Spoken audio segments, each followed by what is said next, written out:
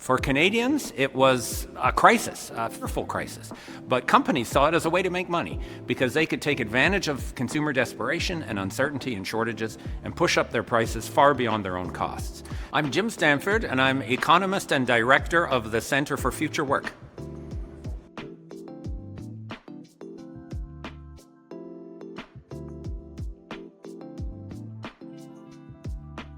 Since the pandemic, honestly, we've had a perfect storm of different disruptions and crises in supply chains. Consumers who were locked up for weeks or months even and had to come out and make up for lost purchases, global energy price shock, climate disasters, all kinds of things pushing prices up for all the essential goods and services in Canada. But one common element behind them all, you had corporations who saw that as an opportunity. For Canadians, it was a crisis, a fearful crisis. But companies saw it as a way to make money because they could take advantage of consumer desperation and uncertainty and shortages and push up their prices far beyond their own costs.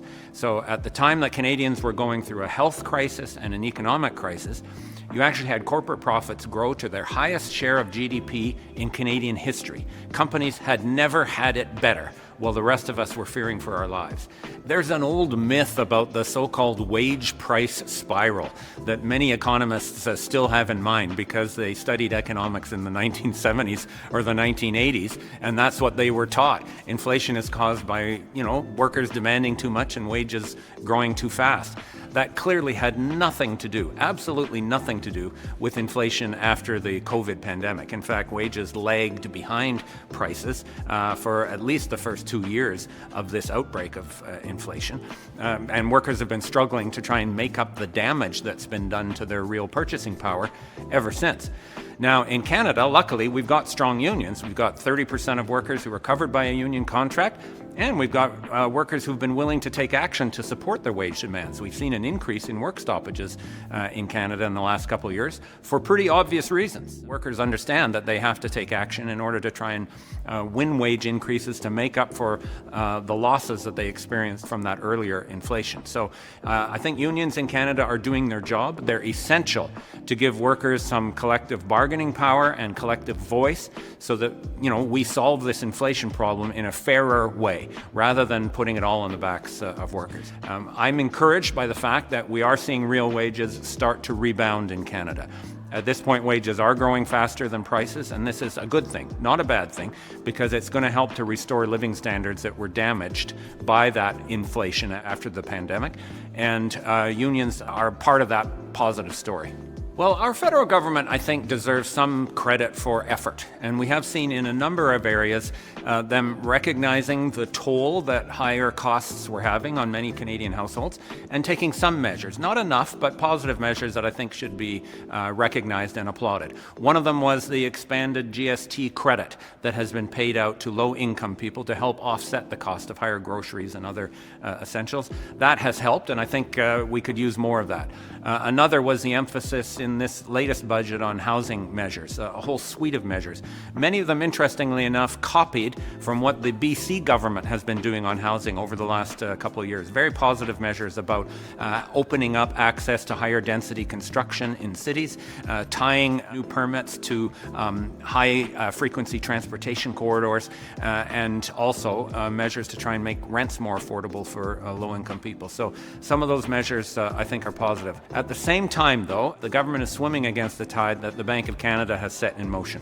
With its emphasis on high interest rates as the one-note solution for any type of inflation, we are seeing a significant slowdown in the overall economy. The economy's barely been growing at all, even though our population is growing rapidly. And I think we still see a risk of, if not an outright recession, at least stagnation. And that's going to make the cost of living crisis even worse because, there are a couple of things that matter on the cost of living. One is how much you pay for stuff, but the other is, do I have a job that pays good wages so that I can buy that stuff? And if the economy is in recession, then obviously that cost of living crisis is going to get worse. The great irony is the Bank of Canada actually sees that as part of its plan. It is explicitly and deliberately trying to increase unemployment because it thinks that's the best way to bring down inflation. And it's very unfair, very punitive. And the federal government has taken some measures to try and offset that, but not enough. And that's why I think we're still in for some tough times ahead. There's a lot of anger that Canadians have expressed about high prices for stuff. And in many cases, they quite rightly identify the self-interested corporate powers as being behind the problem. So supermarkets is an obvious example. The food price crisis has sparked a lot of anger against Loblaws and Metro and Sobeys because of their large corporate power and the fact that they clearly have been profiting from this inflation that's hurting so many Canadians. At the same time, though, there's a lot of blame to go around because there's a whole other group of industries, from energy, oil and gas companies, to banks, miners, building supply producers, car dealerships. These are also businesses that took advantage of the pandemic to fatten their own bottom line and contributed so much to the higher inflation that Canadians are dealing with. So I'd like to see us take the anger that's rightfully directed at the supermarkets and say not just the supermarkets, but these other self-interested, corporate powers have to have some kind of accountability. They have to have limits on how much they can charge. They have to pay fair taxes on their excess profits, and they have to treat their own workers fair so that their workers can afford the higher prices that they themselves are charging. In all of those ways, I think challenging corporate power in Canada is going to be so important to making sure we solve this cost of living crisis in a fair way.